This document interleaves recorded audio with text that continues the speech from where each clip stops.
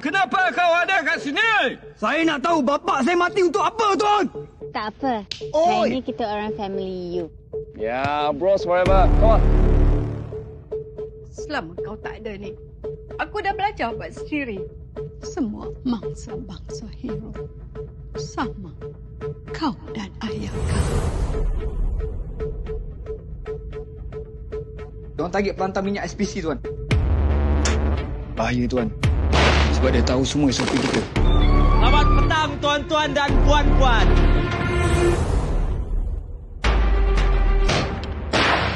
Menteri, kami yakin boleh selesaikan masalah. Shoot to kill. Jangan bagi dia cross road teliti.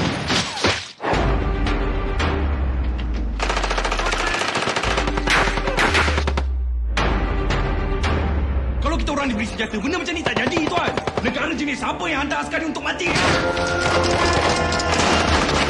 Where's the backup?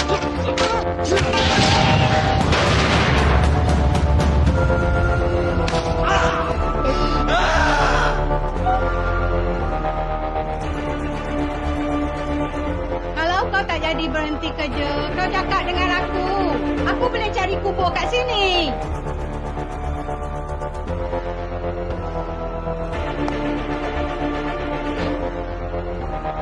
How many kingdoms know nothing of us?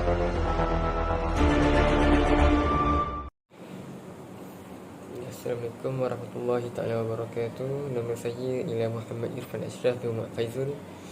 Nombor metrik saya ialah D211137002. Saya dari kumpulan ataupun kelas ataupun grup 13. Saya akan tentangkan kursus etika profesional iaitu dalam tajuk Pascal. Saya akan ceritakan jalan cerita Pascal ataupun sinopsis Pascal.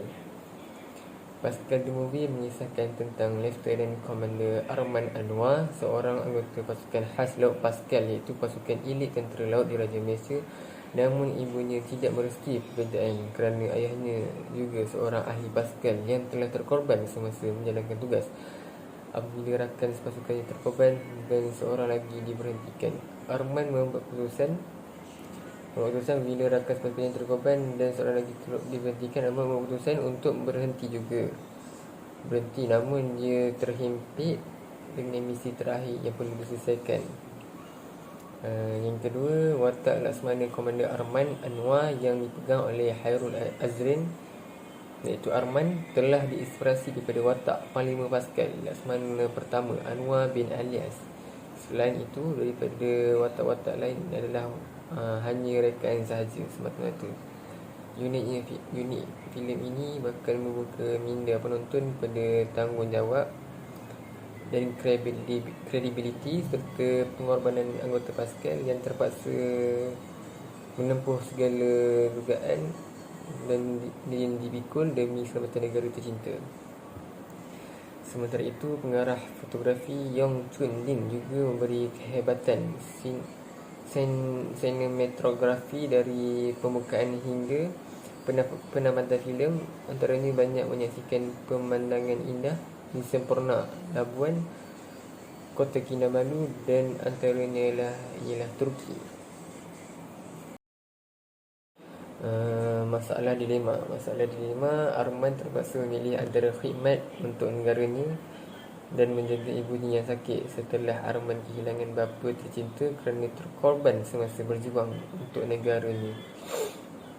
Khadijah pula besar terhadap pilihan anaknya terhadap Pascal kerana takut bahawa dia perlu mengebumikan anaknya sebelum dirinya sendiri. Dia juga takut Arman perlu dikuburkan di tentera yang sama yang pernah dia mengebumikan suaminya. Antara watak utama yang terlibat, yang pertama ialah Hairul Azrin sebagai Arman Rahmat, iaitu Jerong. Yang kedua ialah Ammar Alfian sebagai Muhammad Zarif bin Zarifuddin, iaitu Jeb. Yang ketiga ialah Henlihi sebagai Joshua, iaitu Giram.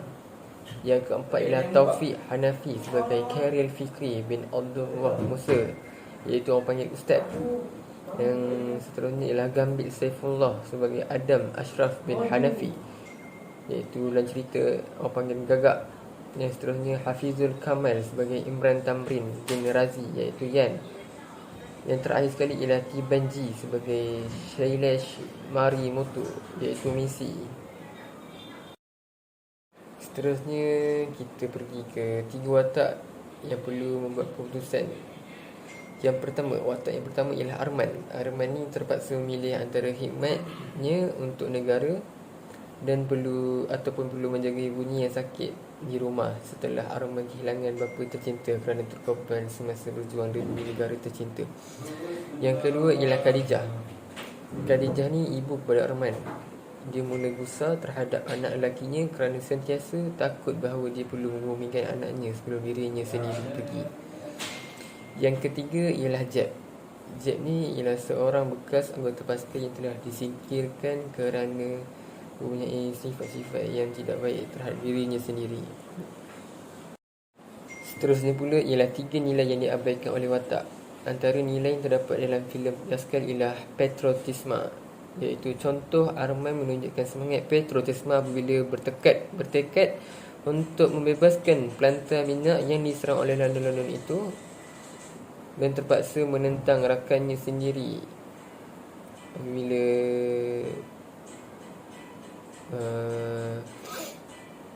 berpaling tadah. Seterusnya